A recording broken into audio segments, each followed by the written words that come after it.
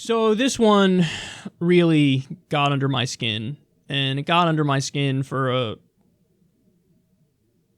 not the reason you would expect, perhaps, but take a look at this. This is from Fox 5 DC. They tweet the following, in all caps, "This is awesome!" exclamation point.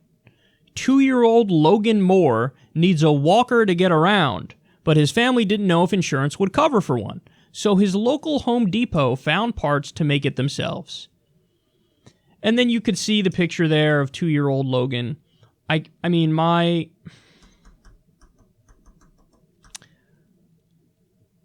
have a soft spot for, like, kids with disabilities who are, like, persisting and overcoming it, but just kids with disabilities, man, it's something. I become like an old school Neanderthal where I want to, like, fucking destroy anybody who makes this kid feel bad. Like, I have zero tolerance for anything that negatively affects poor kids with disabilities.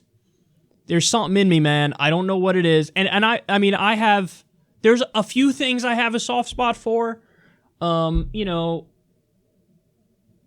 Despite the fact that I'm a meat eater, like some animals I have a soft spot for, but nothing compares at all to the soft spot that I have for kids with disabilities.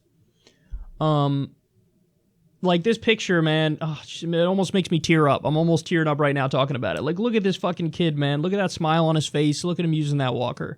I just can't. I just want to protect that kid. I want nothing bad to ever happen to that kid. Okay, so these stories are all portrayed as feel-good stories.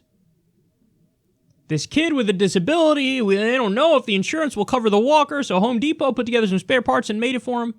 This is not a feel-good story. This is a giant, giant indictment of the U.S. healthcare system. That's what it is. That's what it is.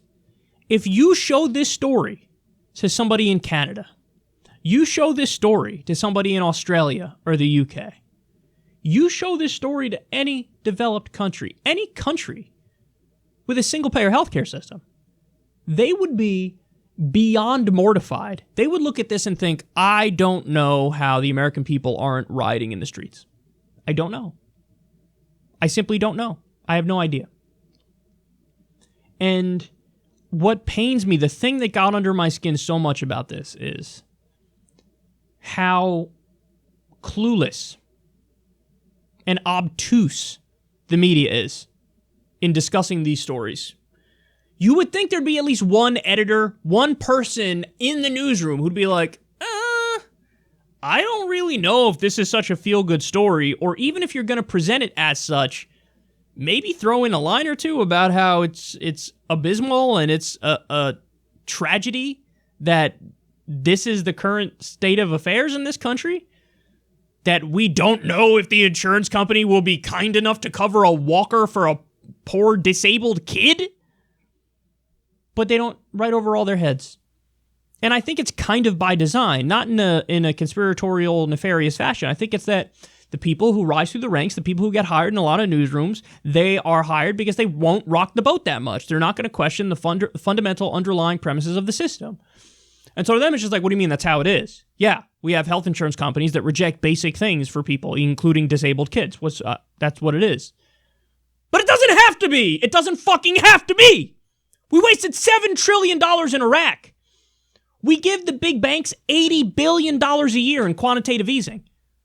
We can't make sure that fucking poor disabled kids have walkers if they need it free of charge. This is not the only story I've seen like this, man. I've seen countless stories of, like, this young man walks 3 hours to work every day